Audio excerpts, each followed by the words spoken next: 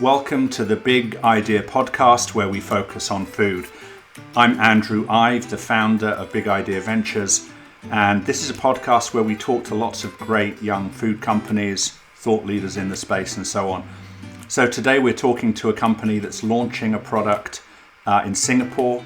It's a coffee plus oat milk combination. So we're getting into beverages today. Let's get into the conversation. I'm sure it's going to be really enjoyable. And let's talk with Angelique. Thanks very much. Okay, Angelique, hello, how are you? I'm very well, thank you, Andrew. And yourself? Very well, thank you. Welcome to the Big Idea podcast where we focus on food. It's been a little while since we've chatted. I was going to say what's been going on, but people kind of need some context before we get into the updates. So okay. Tell me about MAD. Okay, tell you about MAD. Well, MAD is a Singapore-born plant-based food tech startup. We conceptualized the idea about 2 years ago, and it's been 2 years of a very long and exciting journey. We are about to launch our 3 SKUs, which are the coffee beverages that are powered by oat milk. And these coffee beverages are ready to go. So they're in 200 ml aluminum cans, and best served chill. And so we've got those 3 SKUs. So basically, it's the double shot, the single shot, and the decaf variant. So the double shot is great to get your day started, and that's it's tagged along to our little mad child called Max. And then we've got Miles, who is the single shot, good for your post-lunch food coma. And then we've got Maya, who is the decaffeinated variant. Gives you all the flavor without any of that decaf. So you won't be bouncing off the walls if you decide to drink Maya at 8 o'clock. So those are our first 3 SKUs, and we're going to be launching in about a month. And it's very exciting. I'm sure the lead up to any launch is the most nerve-wracking. Will they like it? Won't they like it? Will they fall in love with the characters? Will they fall in love with the flavor? But so far, everyone has given us great feedback on the product as well as the packaging. So we're quietly confident that it will do well. So that's MAD in a nutshell, but there's so much more to tell you about because it doesn't just stop at the 3 drinks. We are expanding that coffee range as well to have adaptogens in it. And Andrew, you being in the US, I'm sure you know how big that is now, especially with brands like Four Sigmatic and Rebel, where you put in extra stuff like the mushrooms, the reishi, the chaga, the turmeric, and just add it to your coffee so that it just does so much more for you. And then we're also, I don't know if you know this yet, but we're also working on the MAD milk. It's currently in the laboratories right now. It's R&D. The first iteration of the MAD milk has come out fabulous. It foams like a barista milk. So it goes perfectly on your cappuccinos or anything else you want. And as we know, milk goes into everything that we eat, whether it's your coffee in the morning, your oats in the morning, your pastas in the afternoon, your cakes in the evening. This milk will be able to use will be able to be used for everything. And on top of that, it'll come with 5 grams of protein as well as soluble fiber. So that will do more for the consumer as well. And so the first iteration is already fabulous. We're working together with ingredients companies to give it a little bit more oomph so that, once you drink it, you're addicted to it. So that's basically MAD in a nutshell.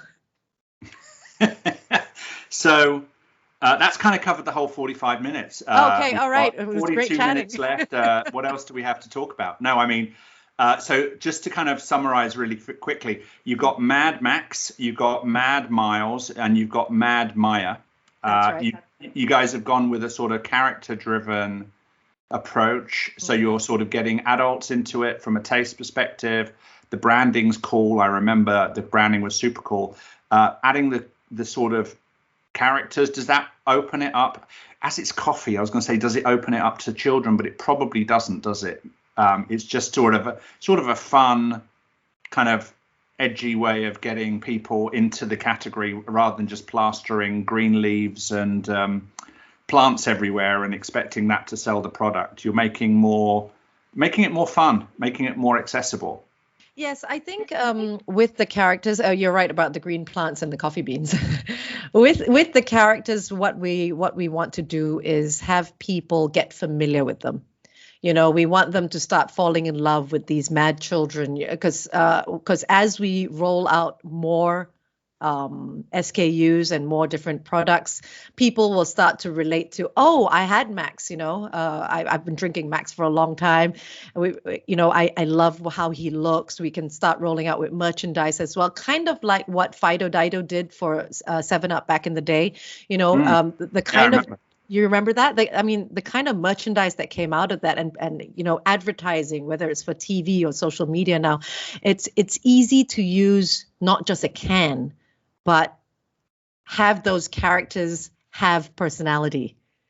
So it may not just stop with Max, Miles, and Maya. For what we want to do for our milk, this is all just currently in the planning stage, but we want to reach out to the schools for the milk. So when we were growing up in Singapore, it was very typical to get little packets of milk with your meals. And that's what we want to do for the schools. But we want to make baby versions of Max, Miles, and Maya.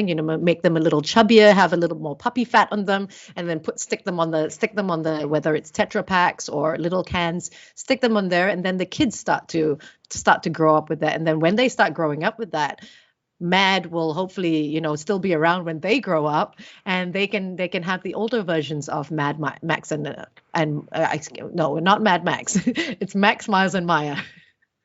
Right, but your company's Mad, so it's Mad Max, Mad That's Miles. True, yes.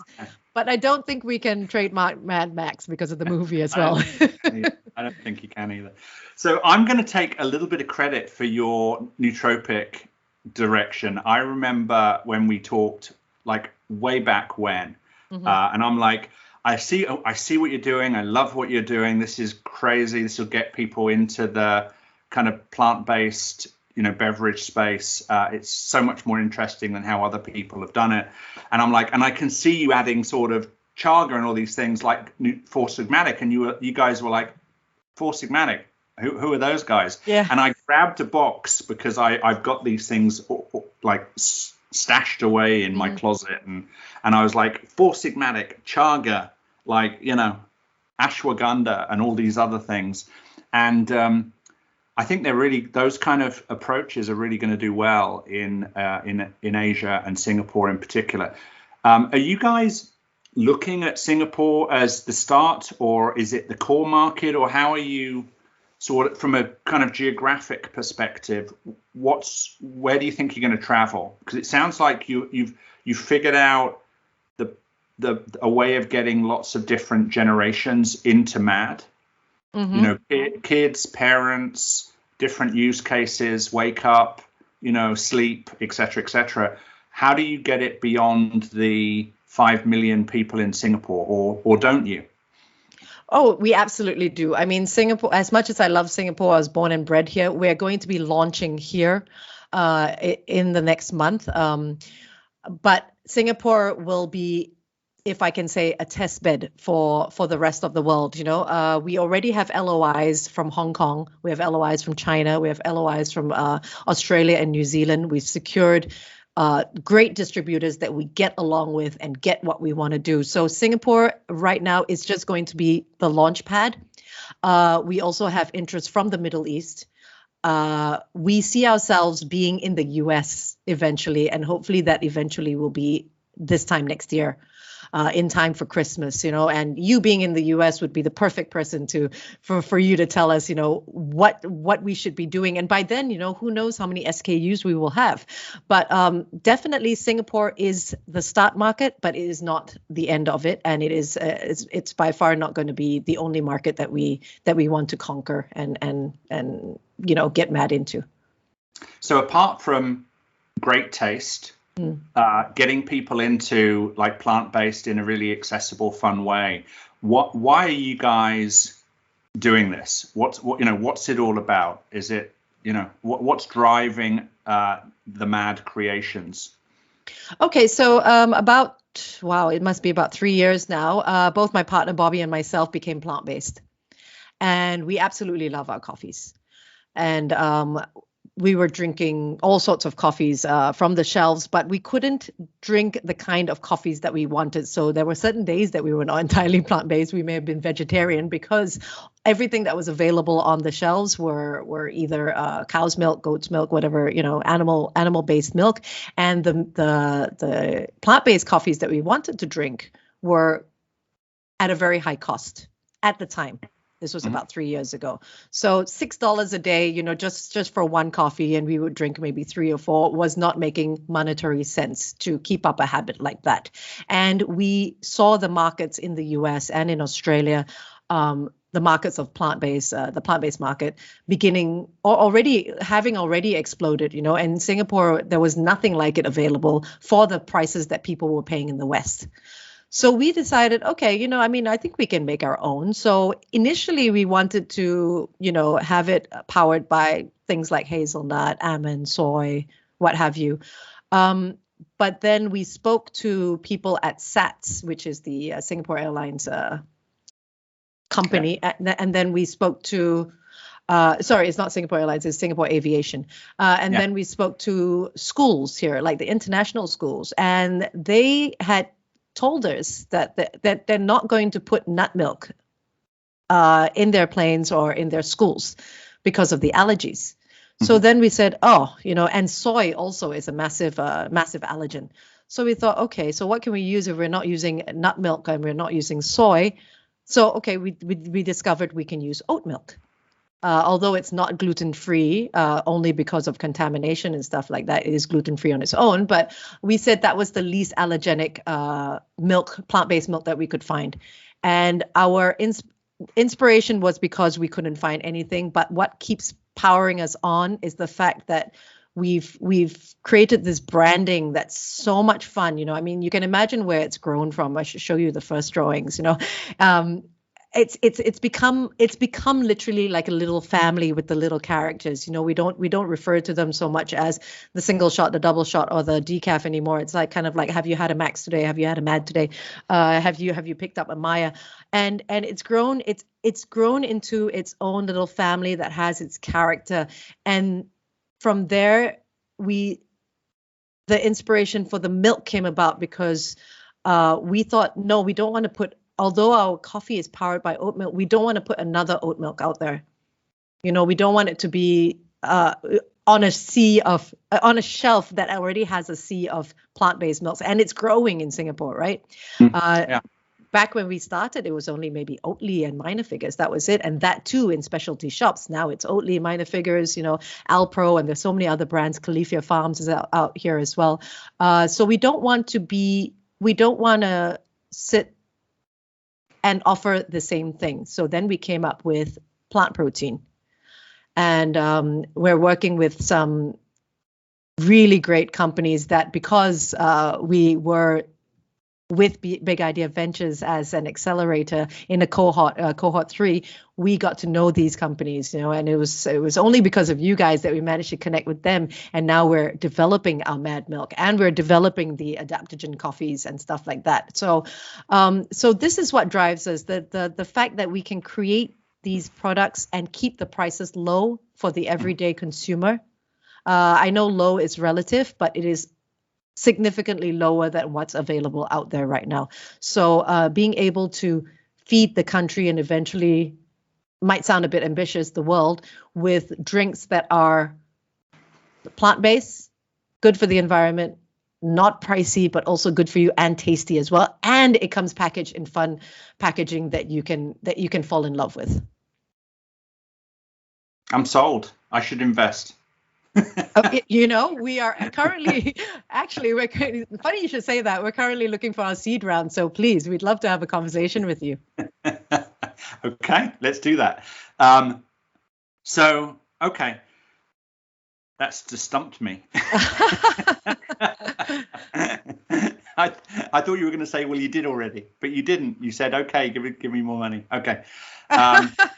So, out of interest, who designed the characters? Is this you and Bobby, or did you find a kind of graphic designer who you kind of fell in love with their work, and they kind of created these characters for you? Yes. So yes and no. We worked with a graphic designer who came up with the initial drawings of Max, Miles, and Maya. And then we worked together with them to make them more attractive. So it was a real, sketchy, skinny versions of what you see now, not very interactive. So we put more life into it, changed a couple of colors, made sure that these were colors that people would be attracted to. And we've also made them gender neutral. So we never refer to them as he's or she's, they're just Max, Miles, and Maya, which we feel would attract more people. We never refer to them as a he or she. So yeah, we did initially work with a graphic designer, and with our input and the input of a couple of other people, we've managed to come up with what we have now. Perfect. Yeah. So for those other entrepreneurs out there, what would be some of the trials, tribulations, and maybe lessons learned since you started, or even before you started the company? Are there certain things which stick with you in terms of, challenges and how you ultimately resolve them, and things you wish you'd have been told a little bit earlier in the process? It's a lot of hard work. And it's work that doesn't stop at 5 or 6 o'clock. It's work that goes on to midnight, or to whatever time it is. It's a lot of work, but it's powered by passion, and it's powered by knowing that this is something that people are going to fall in love with. And I suppose finances are a big play for any startup business, or any business at all. If you don't have the finances, it's very hard to get through. So you've just got to keep powering on, bootstrapping. Till this day, neither my partner nor myself draw a salary, despite the Big Idea Ventures input earlier this year. We have not drawn a salary. Everything goes into the company. So if you find someone like Big Idea Ventures, or someone like an angel investor or something, don't think about what you're going to be paying yourself first. And I suppose it also helps if you have a full-time job and do this as a passion. Like for myself, I mean, you know that I have my morning show, so my day starts at 4:30 a.m. and I go onto the show till 10 o'clock, and then it carries on with Mad. So my days are pretty much like 16 hours involving both my radio as well as Mad. And what can anyone tell me if they had told me before? I guess one of the biggest things I've learned is to take constructive criticism not to heart, but to take it seriously as well. To use that and to be able to better what you're offering, or better maybe your skill set, or the way you're structuring what you're doing. I think that would be one thing, because it can be very easy for someone to turn around and say, oh, I hate what you're doing, or I don't like your product, or I don't think it will work. But if you know it is going to work, and a majority of people have, don't take that one person's comments too seriously, and just keep driving yourself to move forward and keep moving. And how do you distinguish between a good, this is like an impossible question, but if you're getting feedback, constructive feedback, how do you determine the accuracy, or which feedback is actually useful and valuable? Or is it more not where it's necessarily coming from, but if you hear it a few times? So if you're getting the same piece of feedback 2 or 3 or 10 or 20 times, that's when you start to take. So is it about volume, or is it where it's coming from and the person giving you the opinion, the feedback? I think it's a little bit of both. I mean, I think if someone who has a lot of experience and hours in the same industry that you do, And when I'm talking about same industry, I'm not just talking about the drinks industry. I'm talking about the plant-based, ready-to-drink coffee kind of industry. You know what I mean? Yeah. It has to be that, because they're very different, right? It's not an alcohol pop, or it's not a beer, or it's not a Coca-Cola, or it's not even a bottle of water. So I think the person it comes from is important, and the number of times you hear it, yes. I mean, that to some effect has to have some sort of impact on what you're doing. And if you're hearing it too much, then you just got to sit back and think, is everybody wrong, and am I the only right person? Or find a mentor that you can speak to that could give you that advice. Go on LinkedIn and find someone that you think you want to hear from, because LinkedIn is a great platform to connect with people like that, and more often than not, people are willing to help people starting out.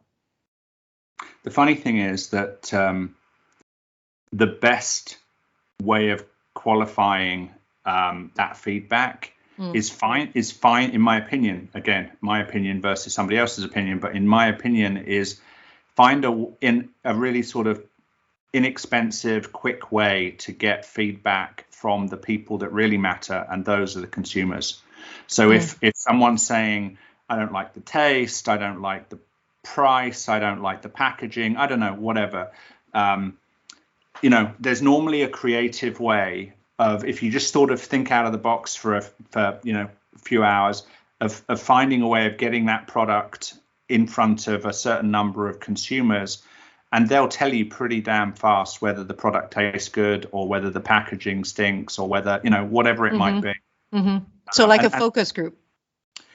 A focus group. I mean, I've had companies who literally take 10 products, cut them up into little bite-sized pieces, stick a $20 Staples desk out on the sidewalk, and just grab people as they're walking to and from the office, saying, "Hey, we're a young company. I'd love you to take a bite of this little sample and tell me what you think." Yeah. And that person in front of you has nothing to lose by being 100% honest with you.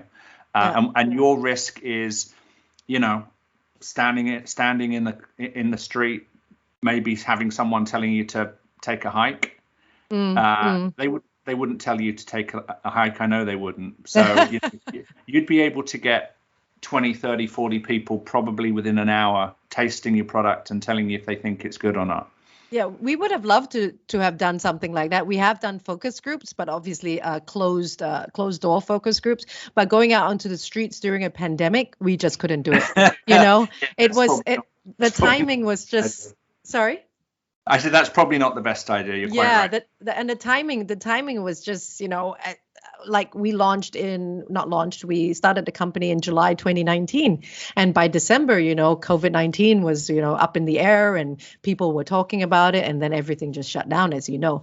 But things are looking up, because, especially here in Singapore, we're finally opening up a little bit. Travel is finally allowed under a lot of restrictions, obviously. So we're hoping that once we launch, we'll be able to also get tastings out there in the supermarkets and do some samplings and stuff like that. Because when it comes to food and drink, it really is in the flavor, it really is in the taste. And we're excited to be, besides the supermarkets and the convenience stores and the service stations that we're going to be in, we're also excited to be partnering up with places like the Grand Hyatt Singapore, a massive sustainability advocate in Singapore here, as well as W Hotel here on Sentosa. So they're going to be stocking us in for the W. They're going to be serving us with their breakfast sort of baskets. So the MAD is going to be inclusive in that. And for the Grand Hyatt Singapore, they're going to have us in the lobby shop, in their mezzanine shop, as well as in the mini bars in their rooms. So we're very privileged and honored to have big names like that trust us as a startup, here in Singapore, to trust us enough to launch with us. Besides that, local brands like a food truck called Good Burger that serves Tyndall as well as Impossible, and a couple of other local brands that we're going to be in. So we're very excited. It's a lot of hard work. The team is very lean at the moment, but we're looking to fatten it up with our next raise and get a team on the ground, get a team in the back office. Get the marketing really slick and chic and everything else, and do everything that we want to do with a bigger team. It can't have been easy getting the manufacturer of the product to get behind you guys, given that you are a young company with your first set of products without sort of a lot of numbers behind you.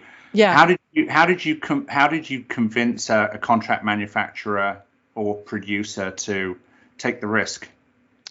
Well, the whole contract manufacturer co-packing thing was handled by my partner Bobby, and he is very good at sales. And he did manage to get somebody who is a small-ish manufacturer. That's the only reason we were able to do it, because the bigger manufacturers didn't want to touch us, obviously, mainly because we didn't have the MOQ that they wanted. Our minimum order quantity was not like 150,000, Sorry? Yeah. I was going to say, I just wanted to make sure the crowd understood what MOQ was before we went forward. Yeah. So minimum order quantity. Minimum order quantity. That's the amount you actually have to pay for to get produced for a small run. Yes, that's right. And they were looking at something like 150 or 200,000 per SKU. Yeah. Per drink. So that's obviously way beyond our capabilities. So we managed to find one that managed to do it, and so currently they're our partners for our launch batch, and I'm pleased to tell you that our launch batch is currently sold out, and it hasn't even come to Singapore ports yet. It's on the way. So you're making it outside of Singapore? Yes, we're making it in the UK, believe it or not. No way. Yes, we are. We're currently on the search for a co-packer and a manufacturer that's closer.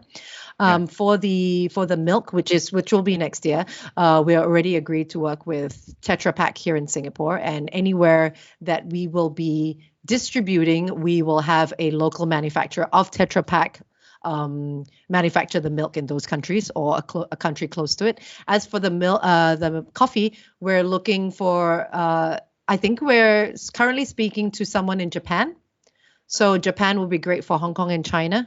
And we're still on the hunt for someone in Australia. So because we're going to be launching in Australia as well, Australia will be able to handle Singapore and New Zealand.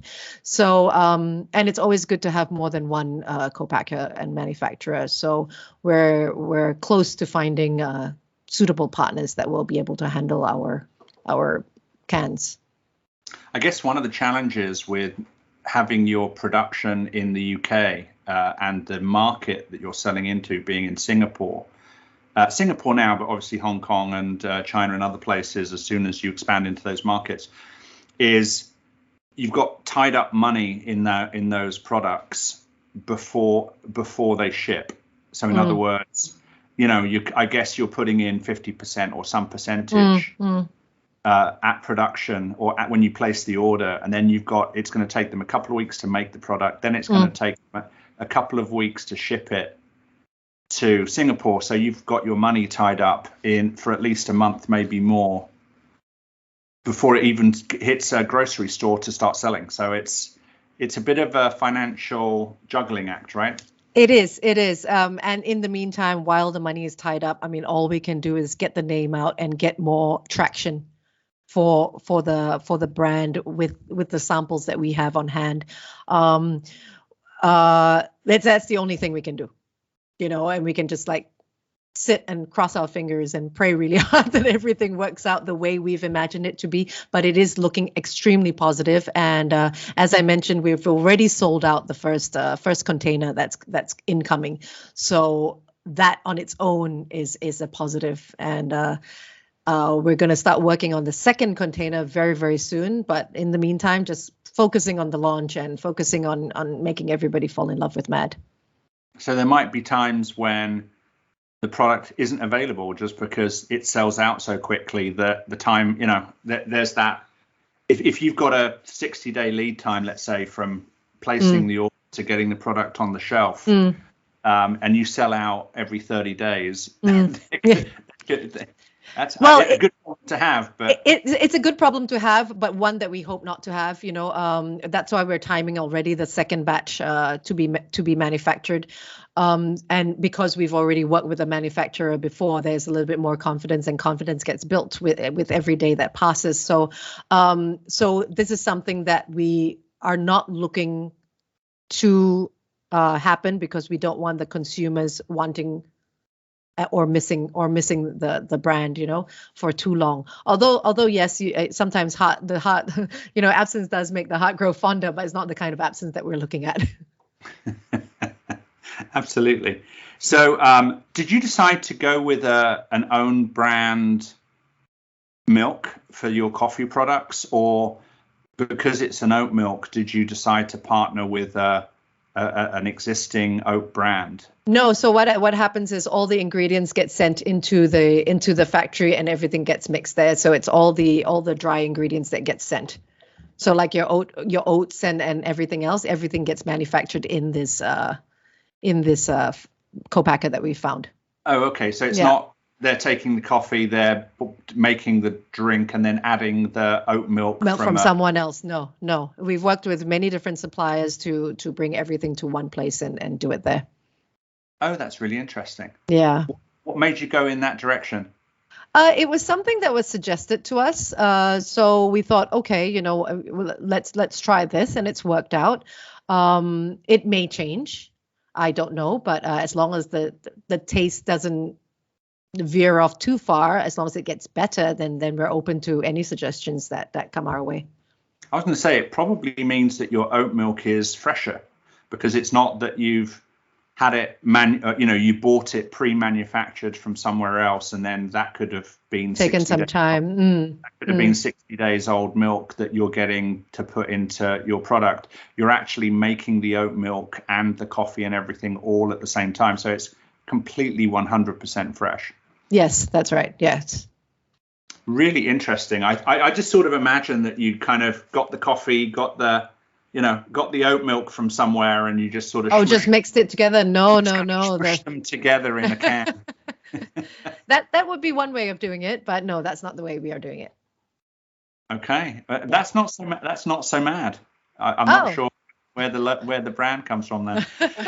So after the coffee comes the milk. After the coffee comes the milk. Yes. And it sounds like you're not going to be doing an oat milk or an almond milk or anything like that. You're actually going to be creating something new to the market, right? Well, yes, new to the market, at least where we are. It's plant protein. Currently working on it having a slight sort of sweetness to it, with not sugary sweetness, but it's already got the creaminess that we were looking for. It's already got the ability to foam that a lot of people are looking for.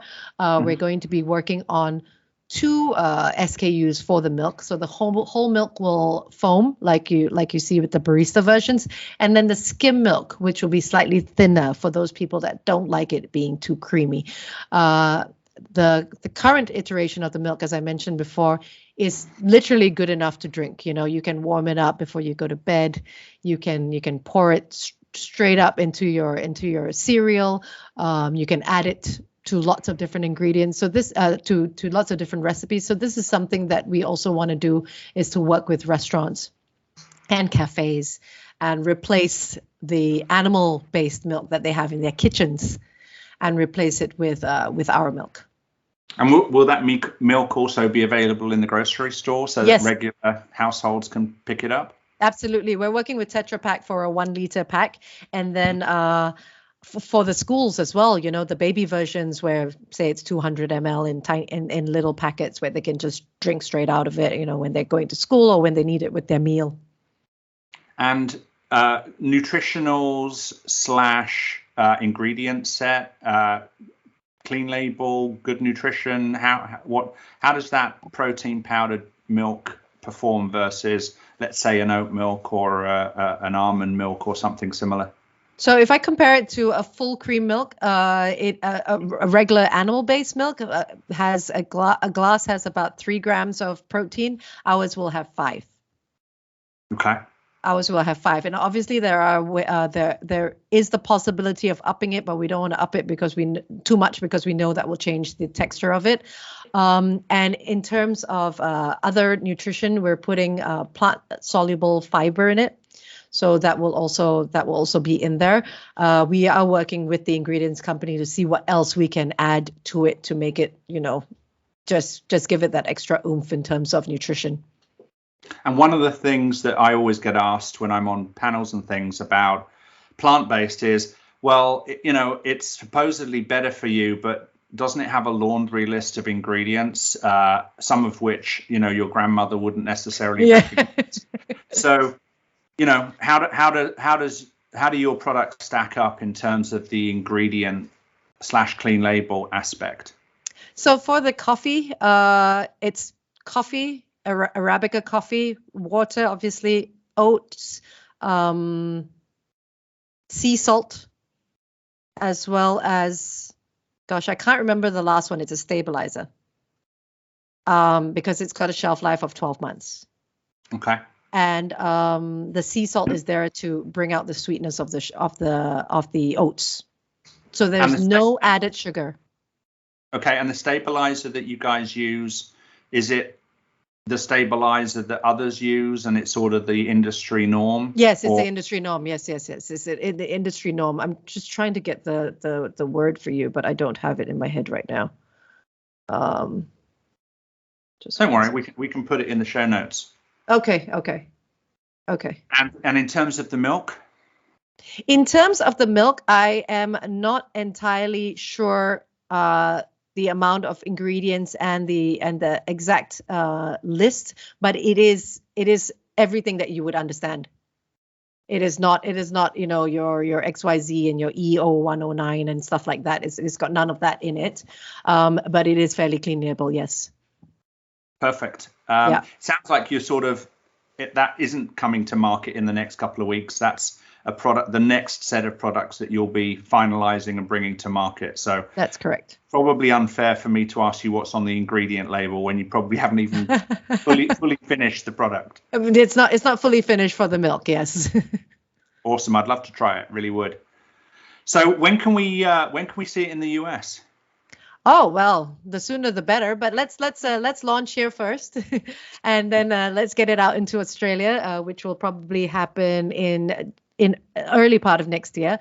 But the US, I think realistically a year from now, it would be great, because I think for the US we want to just go in with more than just the 3 coffees and the milk. We want a fuller range with the adaptogens, hopefully, or at least the skim milk and the whole milk to be able to give people variation. Got it. Yeah. So what if someone's listening to this, if they're an investor, a consumer, a potential retailer, etc., what's a good place to connect with MAD? Oh, a great place would either be to send us a message on our website, which is iamMad.co, or connect with myself or my partner, Bobby Rundawa, on LinkedIn. So if you wouldn't mind, what's your LinkedIn full name, profile, etc., so that if they type it into LinkedIn, they'll be able to grab you? Yep, I think it's just /Angelique Teo, but let me just confirm that for you.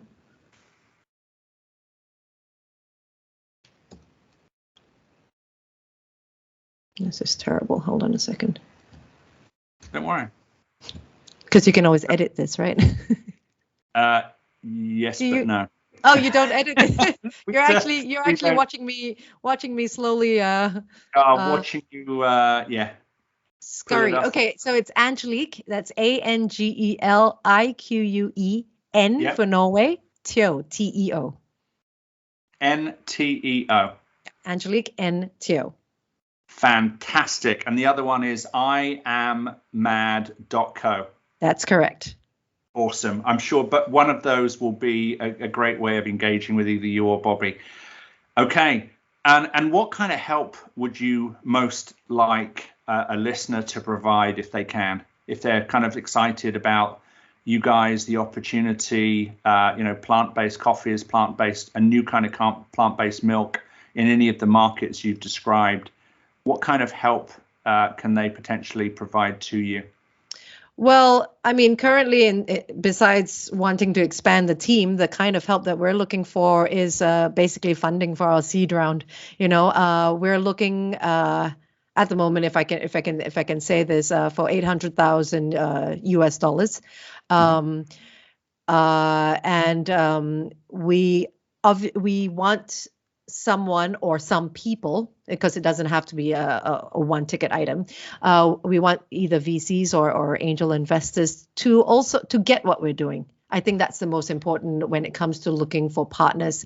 Like with Big Idea Ventures, we found so many people that we could connect with because everyone just got it, and the kind of expertise and information that was within the Big Ideas team was something that we could really tap into. So when it comes to an investor, it would be someone who has the experience, the know-how, and be a mentor, be someone that will give us opinions about how we can do things better, or what we should be looking out for. So that's essentially what we're looking for in a partner. But also, if you are a retailer, or if you are a somebody that thinks your country or your little corner of the world could do well with MAD, get in touch with us. And I'm sure they will, because every time I talk to you, I just I want to rush to my store and buy your product. Unfortunately, I can't right now. This is so depressing. Hopefully there's a direct to consumer way of buying your product at some point soon. There will be, because our website is up right now. We're not taking any orders, obviously, because the shipment has not come in yet. But we will eventually be working on a subscription model and overseas shipping. The subscription model will work out to, you getting it every week, or you getting it every day, even if you want, and working with corporates as well as individuals and tertiary institutions to have it stocked in their vending machines and their fridges. So there will be a direct to consumer straight off the website once our products come in for international and local shoppers, but also the subscription model. So yes, it's not just going to be in the grocers. You can order it from where you are, Andrew. Fantastic. So we've got a lot of good relationships in Europe. As you know, we just set up our European office. Yes, congratulations. Thank you. A stack ton. I actually did very little of that. It was the team in Paris that did all the work. Okay. We also have some great relationships in the US when it's time to bring it over here.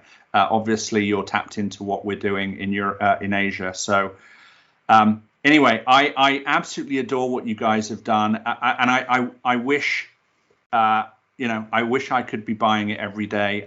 The idea of being able to have a MAD sort of reishi product just before I go to bed at night would be incredible. Waking up in the morning to I'm not sure which character is the double? Is Max. it Max? Max. Yeah. So having a Mad Max morning would be just perfect for me. Yeah, and he's got the perfect name for the morning shot. He really does. Yeah. All right. So people know how to get a hold of you. That's fantastic.